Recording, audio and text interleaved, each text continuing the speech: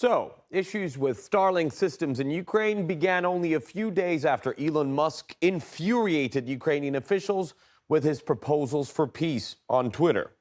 The Western media cited officials in Kiev saying the Starlink outages have been caused by a catastrophic loss of communication between the forces.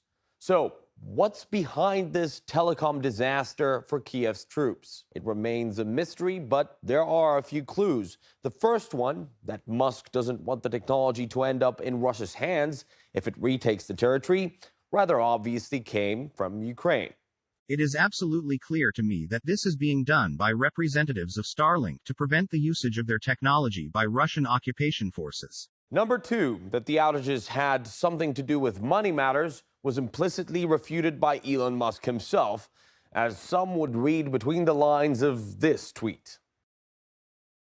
Bad reporting by FT. This article falsely claims that Starlink terminals and service were paid for, when only a small percentage have been. This operation has cost SpaceX $80 million and will exceed $100 million by end of year.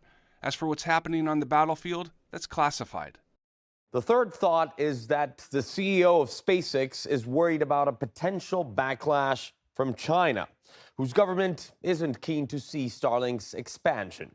Musk says Beijing has made clear its disapproval of his recent rollout of Starlink, SpaceX's satellite communication system, in Ukraine. He says Beijing sought assurances that he would not sell Starlink in China. Another version is the Russian hackers did it. Would Elon admit it if that were the case?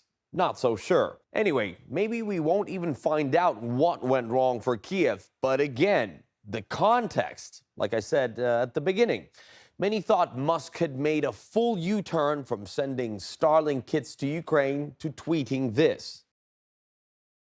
Ukraine-Russia peace. Redo elections of annexed regions under UN supervision. Russia leaves if that is the will of the people. Crimea formerly part of Russia, as it has been since 1783, until Khrushchev's mistake. Water supply to Crimea assured. Ukraine remains neutral. A quick reminder of how Ukraine's most senior diplomats took it.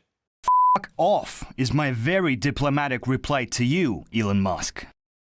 Those who propose Ukraine give up on its people and land, presumably not to hurt Putin's bruised ego or to save Ukraine from suffering, must stop using the word peace as a euphemism to let Russians murder and rape thousands more innocent Ukrainians, and grab more land.